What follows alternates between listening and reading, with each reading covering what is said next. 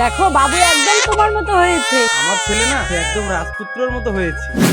কাকু কাকু আমি পুজো তৈরি করতেছি, দেখো আমার থালায় কত টাকা, ফুটকা বম নিব। আরে এত টাকা তুই কোথায় পেলি? দাদা ভাইকে একটু বলে দেই। না না তোকে নিতে হবে না। এই পাগল যা, তুই বাইরে গিয়ে খেলা কর। ছোট বাচ্চা আছে আবার নাকি বোম ফাটাবে বাড়িতে।